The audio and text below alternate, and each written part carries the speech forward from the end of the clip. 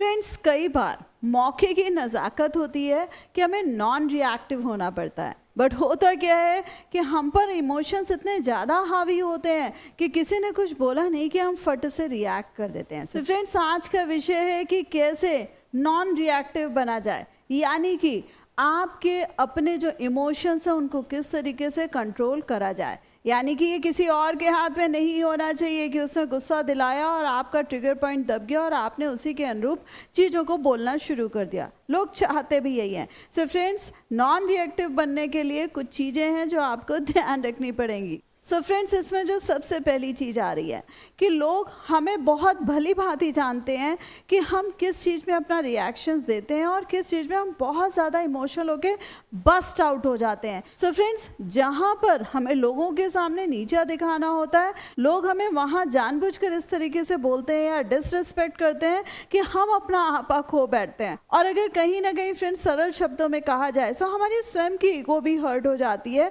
कि हमें लगता है कि ये लोग डिसरिस्पेक्ट कर रहे हैं, इन्हें नहीं पता कि मैं कौन हूँ।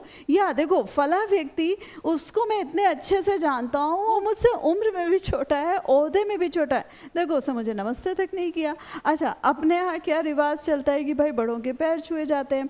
सो जो लोग हमेशा से आपके पैर छूते रहे हैं, वो अचानक से किसी महफिल में मिले और आपको इग्नोर करके चले जाएं, सो ये भी खलता और लगता है कि यस, दिस इज डिसरिस्पेक्ट। ये जो डिसरिस्पेक्ट है फ्रेंड्स, ये पर्पसफुली करी जा रही है और वो इस वजह से करी जा रही है कि भाई आप इससे चिढ़ें और आप इसमें कुछ ना कुछ अपने रिएक्शंस दें। सो फ्रेंड्स, जो इज्जत दे रहा है बहुत अच्छी बात है, और अगर जो इज्जत नहीं दे रहा है, जो उल्टा होकर चल रहा है, सो फ्रेंड्स उसको उसी तरीके से चल लेने दीजिए। क्योंकि कल जब वो आपके पैर छू रहा था तो आपकी इज्जत बढ़ी नहीं जा रही थी, और आज जब वो आपके पैर नहीं छू रहा है या आपसे अच्छे से प्यार मोहब्बत से नहीं मिल रहा है तो भी आपकी इज्जत कहीं नहीं घट रही है। क्यों? क्योंकि आप वही हैं, इंसान बदल रहा है। So friends, don't bother such type of people. Second चीज़ जो आ रही है फ्रेंड्स कि कई बार हमें लगता है कि हमारे बारे में चीज़ें बोली जा रही हैं, लोगों को शायद हमारे बारे में गलत फहमी है। सो हमें क्या करना चाहिए? एक्सप्लेनेशंस देना चाहिए। सो फ्रेंड्स, ये जो एक्सप्लेनेशंस होते हैं ना फ्रेंड्स, ये भी अपने आप में एक रिएक्शंस हैं। क्यों? क्योंकि हमें ये लग रहा है कि नहीं भाई, हमारे बारे में अच्छा सोचो। फला व्यक्ति हमसे इस तरीके से उल्टा बोला है क्योंकि वो हमें जानता ही नहीं कि मेरी कोई गलती नहीं है। सो फ्रेंड्स, लोग जो बोल रहे हैं, लोग जो कर रहे हैं, हर समय एक्सप्लेनेशन देना पॉसिबल नहीं होता है।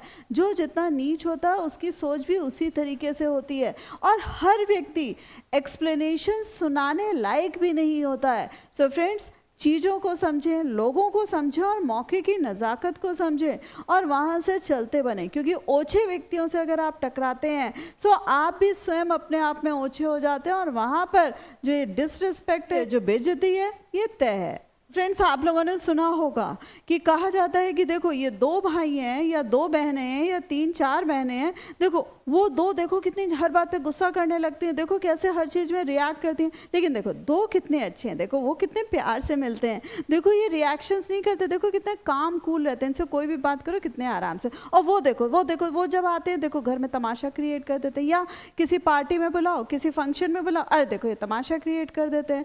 सो फ्रेंड्स, होता क्या है, ये जो शांत रहना है ये अपने आप में एक कला है, और जो सीधा सच्चा इंसान होता है, जिसके इमोशंस उसके ऊपर बहुत हावी होते हैं, उसको जरा सा कुछ उल्टा लगा नहीं कि उसने बोल दिया, या उसने सोचा है कि नहीं ये तो अपने ही लोग हैं, यहाँ पर मैं बोल सकता हूँ, वो बोल देता है। लेकिन जो कलाकार लोग होते हैं उन्हें पता है कि नहीं भाई, ये फालतू में बोलेगा, इसकी तो इमेज खराब होएगी, हम अपनी इमेज क्यों खराब करें, सो इसी को बोल लेने दो, हमारे बदले का भी तो यही बोल रहा है।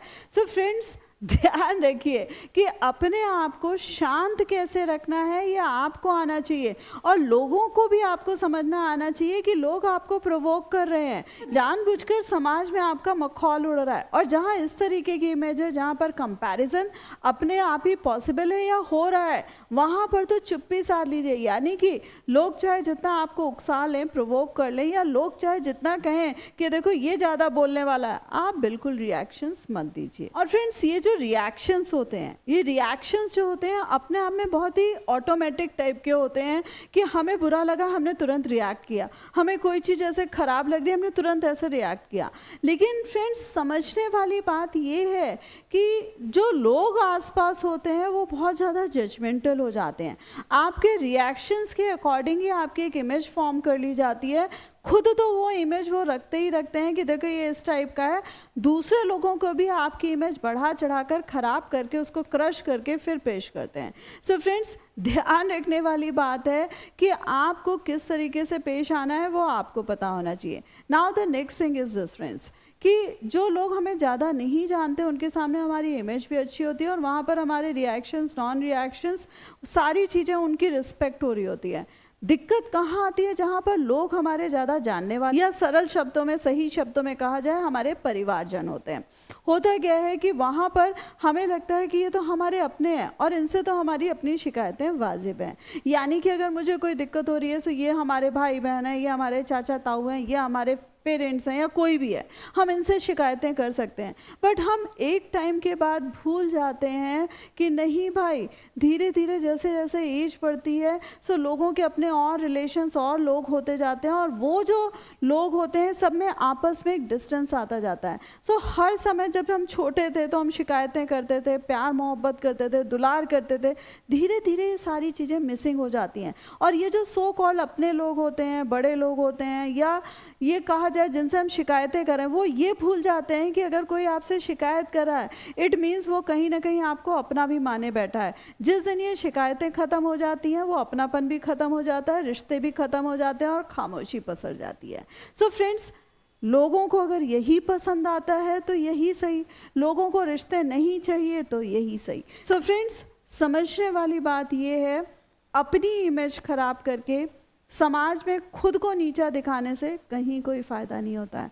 स्वर वहीं मुखर करिए जहाँ समझने वाले लोग हों, बोलिए वहीं जहाँ लोग आपको प्यार करते हों, बोलिए वहीं जहाँ लोग सुनने को तैयार हों। जहाँ पहले ही कानों में रुई पड़ी हो ना, वहाँ पर बोलने का कोई फ़ायदा नहीं होता है। और जहाँ दिल में जगह ही नहीं बची है ना फ्रेंड्स, वहाँ पे आपके रिएक्शंस का कोई फ़ायदा नहीं होता। तो अपने ये जो इमोशंस हैं ना फ्रेंड्स, इनको कंट्रोल करके रखिए, अपने आप को स्ट्रॉन्ग करिए, अपनी एनर्जी को सेव करिए और देखिए कि जब आप चुप रहेंगे, आप सही से अपने आप को समझेंगे, सो फ्रेंड्स अपने आप को आप ज़्यादा वैल्यूएबल बना पाएंगे, रादर देन ऐसे वैसे कैसे भी लोगों से आप भिड़ते रहेंगे या उनसे शिकायतें करते रहेंगे। सो फ्रेंड्स, ये दौर वो दौर नहीं है कि जहाँ पर रिश्ते रिश्ते होते थे। सो फ्रेंड्स, भूल जाइए, अपने आप को तवज्जो दीजिए।